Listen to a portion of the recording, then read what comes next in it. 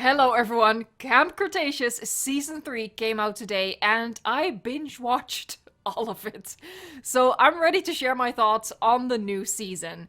This video will be completely spoiler free, so no worries if you haven't made it through all of the episodes yet. You're not all mad people like I am. I'm just going to give you my review and tell you whether I think it's the best season yet or not. Best season ever!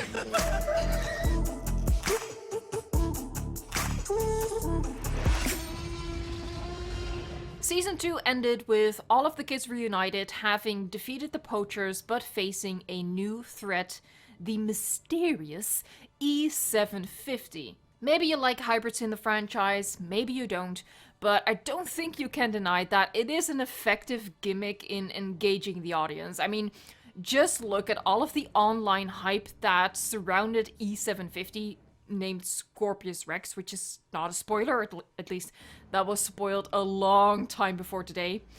It has kept everyone really engaged and really waiting for this new season. So it was a very clever marketing thing, but within the story itself, it also works very well in keeping you curious and keeping you clicking on next episode.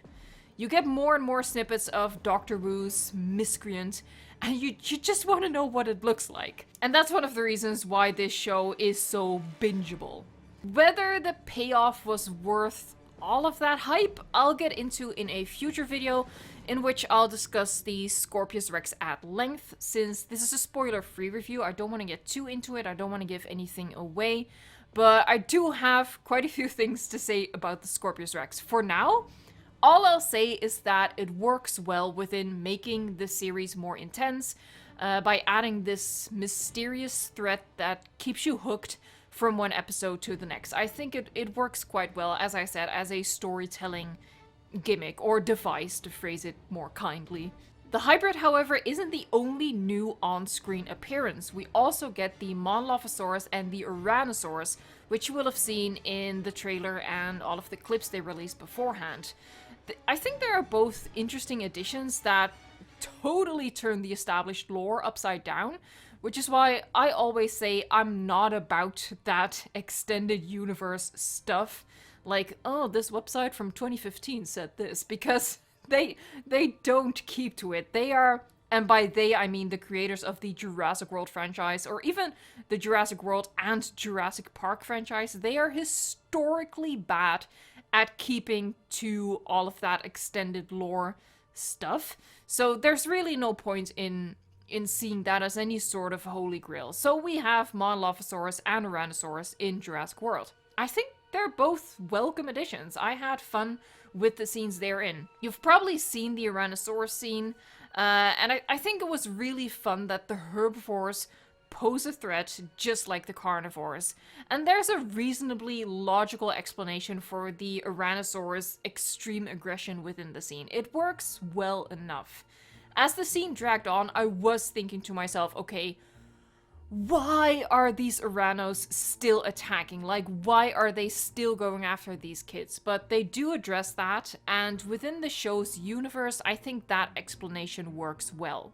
And it adds an extra danger for the kids. It's not just the obvious E750 threat. There's more going on. They're still on an island full of dangerous dinosaurs. The Monlophosaurus get a really good scene as well, including a callback to the original Jurassic Park that they even one up later on in the series. While watching the Monlophosaurus scene, I was like, oh, hey, that reminds me of that specific Jurassic Park scene. And then later on in the series, they pretty much literally recreate that Jurassic Park scene. And while part of me recognizes that it's cheap and just playing into nostalgia, most of me is like, okay, I approve, I like that. And since we even get the original visitor center of Jurassic Park in Camp Cretaceous Season 3, I think it's the perfect opportunity to do some callbacks, and boy do they. They do quite a few callbacks. In spite of all of the nostalgia and all of the dinosaurs, the kids are still the core of the show, and for me personally, that's the one part where the show falls apart. That's all just my opinion though. In my opinion, the characters aren't that great. Darius is the best, I genuinely like him, and Kenji amuses me at times, but the rest of them I find pretty grating and unlikable. But if you like them in the previous 2 seasons, you'll like them in season 3. It's much of the same. They joke together, they still very much act like kids, and some of the jokes even I think are funny, so, you know, it's not all bad. Some of the dialogue I think is pretty cringy, but again, that could just be me because I'm old. They do still get some enjoyment out of being on the island, which I enjoy, even though it's unrealistic given the dangerous situation they are in. I enjoy that they are still sometimes looking at this place with wonder, because that's how the audience of the series still looks at Jurassic World and Jurassic Park, with that sense of wonder. But aside from those moments, the danger is very clear, it's very present, and that is why they are actively trying to get off the island. They are coming up with some fairly inventive solutions to try and make it off the island, or just protect themselves against the Scorpius Rex. They basically go on a lot of mini missions within the series, going to places or going after things, and that keeps them moving on the island. It keeps putting them in danger, which creates interest, and it all works together for the overall plot. Now, as I said, in this season, they're not sitting around and waiting to try and call for help, waiting until someone comes to save them. They are actually actively endeavoring to get off the island. I think that's that makes for an interesting show. A lot is happening. And whether they succeed in getting off the island, I guess you'll have to watch the show to find out. Or you can stick around for my spoiler-filled review. There are definitely some surprises in this season, including one that I really didn't see coming. There was definitely an oh shit moment.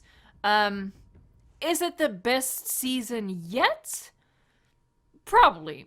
Yes, I actually think so. There are moments in season 2 that I think hit better. Some emotional moments, like Darius finding the Sinoceratops skull in the poacher's camp, which was just really freaky. It was really well done. And also one of the baryonyx dying was actually very sad. This season doesn't have that.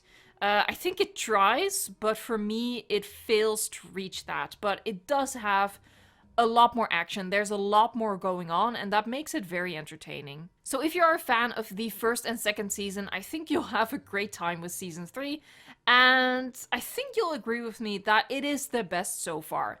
Let me know in a comment down below if you've watched season 3 of Camp Cretaceous yet, and if you did you think it was the best?